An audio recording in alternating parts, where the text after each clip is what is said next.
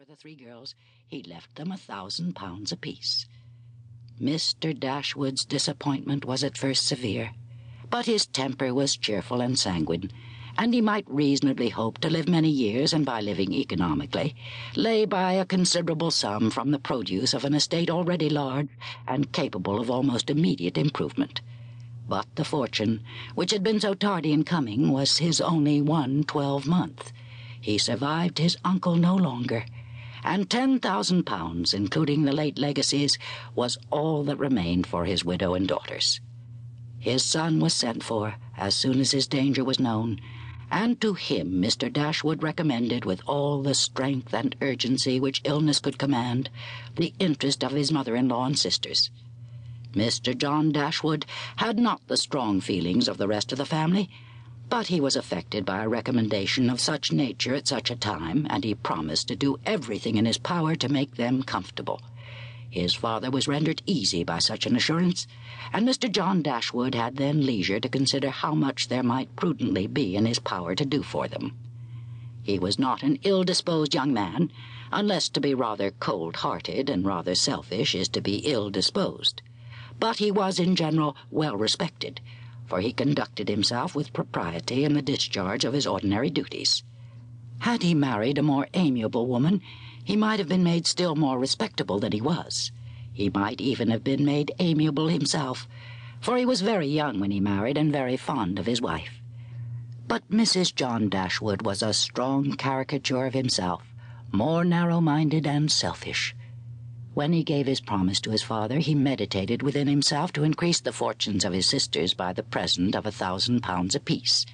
He then really thought himself equal to it. The prospect of £4,000 a year in addition to his present income, besides the remaining half of his own mother's fortune, warmed his heart and made him feel capable of generosity. Yes, he would give them £3,000. It would be liberal and handsome. It would be enough to make them completely easy. £3,000. He could spare so considerable a sum with little inconvenience. He thought of it all day long, and for many days successively, and did not repent. No sooner was his father's funeral over than Mrs. John Dashwood, without sending any notice of her intention to her mother-in-law, arrived with her child and their attendants. No one could dispute her right to come. The house was her husband's from the moment of his father's decease. But the indelicacy of her conduct was so much the greater, and to a woman in Mrs. Dashwood's situation, with only common feelings, must have been highly unpleasing.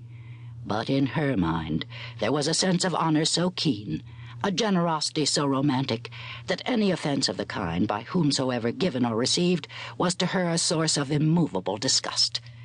Mrs. John Dashwood had never been a favourite with any of her husband's family, but she had had no opportunity till the present of showing them with how little attention to the comfort of other people she could act when occasion required it. So acutely did Mrs. Dashwood feel this ungracious behaviour, and so earnestly did she despise her daughter-in-law for it, that on the arrival of the latter she would have quitted the house for ever, had not the entreaty of her eldest girl induced her first to reflect on the propriety of going, and her own tender love for all her three children determined her afterwards to stay, and for their sakes avoid a breach with their brother.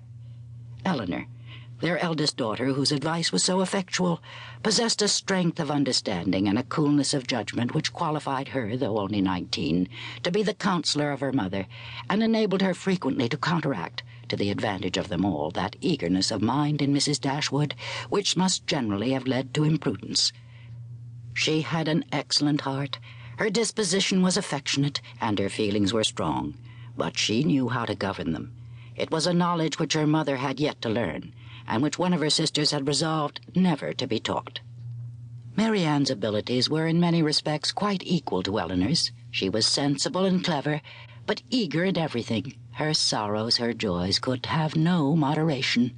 She was generous, amiable, interesting. She was everything but prudent.